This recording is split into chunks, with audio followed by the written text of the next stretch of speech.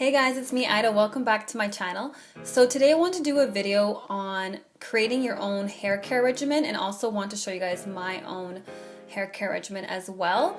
I have some people asking me in the comments what should I do for my hair, and it's not just like a quick answer sometimes, like unless it's a very specific question and then you include your hair characteristics, it's really hard to pinpoint exactly what you should be doing. So I think the best bet is to focus on what type of hair care regimen suits your hair needs best, and then kind of go from there. So basically a hair regimen is like a very structured plan as to how you're going to care for your hair, and once you get the hang of it you can be a bit more flexible with how you care for your hair as well. But the main importance of it is to kind of stick to an actual regimen so that you can see the results.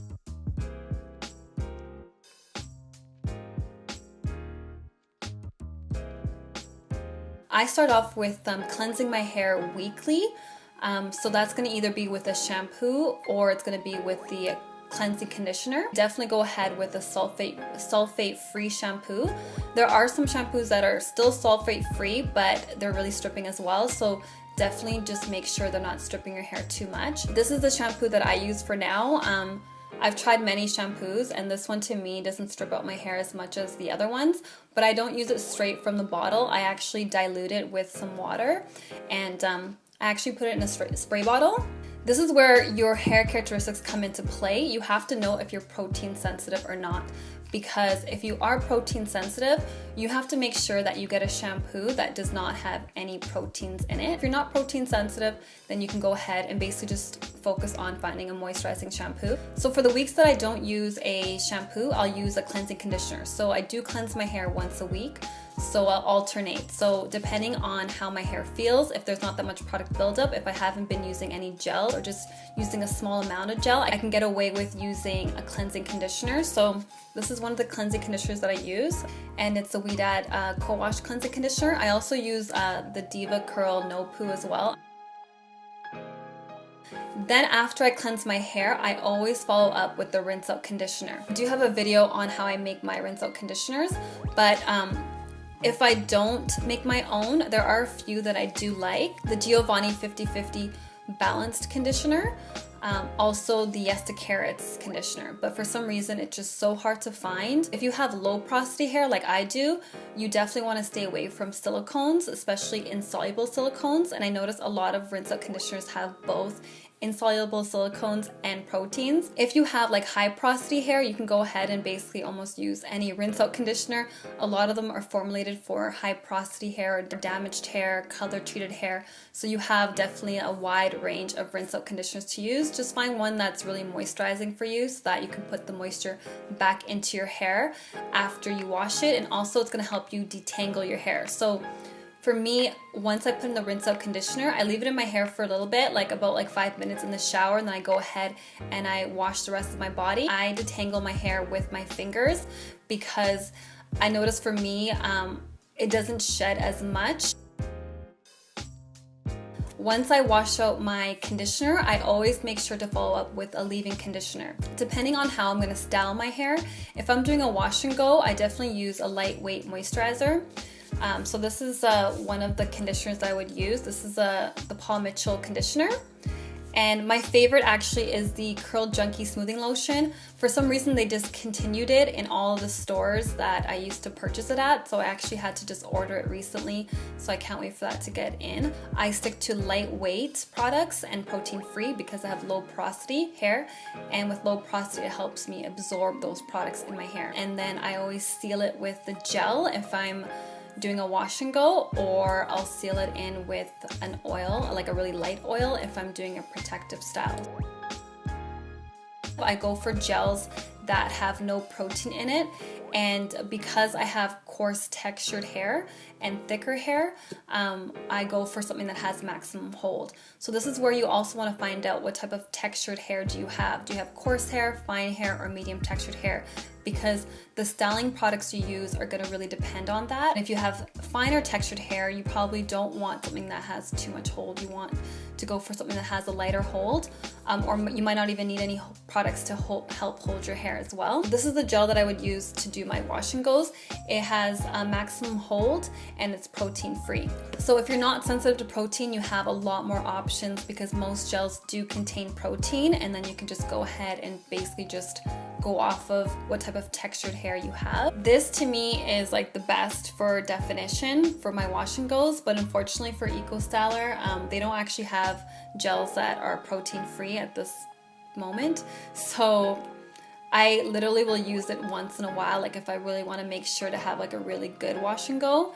But eventually I will get protein overload, and that's really not good because it's going to make my hair feel really hard and stiff, and I can't use it anymore, so I try not to use it. And if I do a protective style instead of a wash and go, I'll use a leave-in conditioner that's a bit heavier and a bit more moisturizing. So I'll use something like this. This is the Camille Rose Natural Moisture Butter. Sorry, these names are so long that I always have to look at the bottle to know the name of it.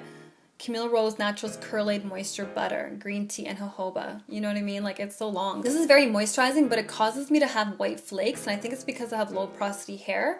So I can only wear this if I'm doing a protective style where I'm not actually showing my hair at all, and it's like underneath a wig or something like that, because I just love the moisture.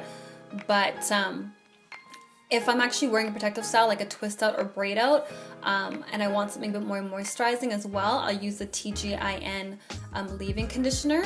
I actually just ordered that as well, so I'll show you guys that in another video, but it's really moisturizing and it doesn't give me any white flakes. And then I'll seal that in with a really light oil. Again, you have to know if you have high porosity or low porosity, because with low porosity, you can get away with using a very light oil and just kind of lightly coat your hair. But if you have high porosity hair, you probably want to go for oils like coconut oil. That's going to really help seal your hair. I usually go ahead and I'll use grapeseed oil or argan oil or safflower oil to seal my hair when I have protective style.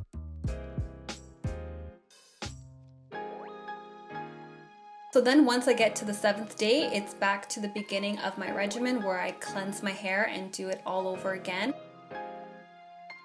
Also want to mention as well, there's deep conditioners and then there's protein treatments that you may have to also add into your regimen.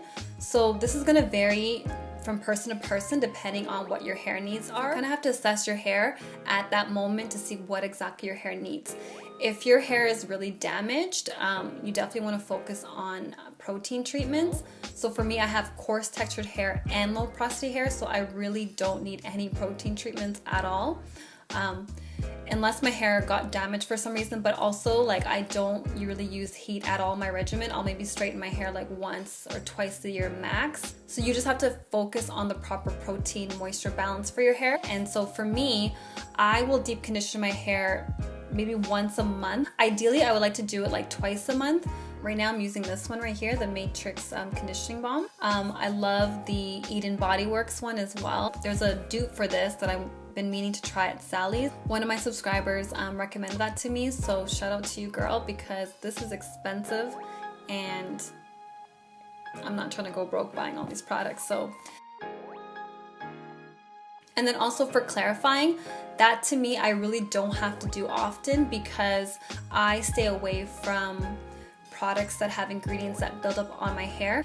Because I have hard water, there's only so much your shower filter can do. So sometimes if I feel that my hair is just not absorbing products that well anymore, or just something off about it and I've done everything right, then I'll go ahead and clarify my hair. So that's just as needed.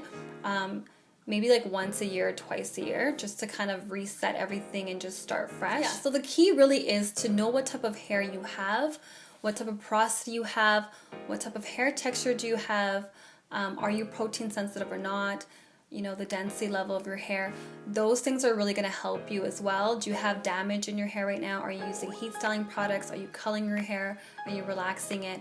All those things you need to know about your hair first before you can identify what type of products you have and what regimen works best for your hair. So when I first started, I had like this daily planner and I would write down, Monday I'm gonna wash my hair, Tuesday I'm gonna, moisturize it, Thursday I'm gonna do this. And that helped me really to stay on track and to be more consistent with it. After that, it just became such a easy habit and just part of my lifestyle that I don't have to write anything down anymore. I just kind of you know, see how my hair feels. Whatever works for you, because the ultimate goal is to modify a regimen to make it work best for you.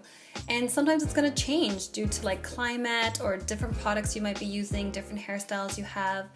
And but it's just easier in the beginning if you're just starting off to have more of like a structured plan. I really hope that this video helped you guys out at all. If you guys have any questions, again, always please feel free to let me know in the comments, and I try my best to answer them to the best of my ability. Thank you so much again for watching. Have yourself a wonderful day, and I'll see you guys next time. Bye.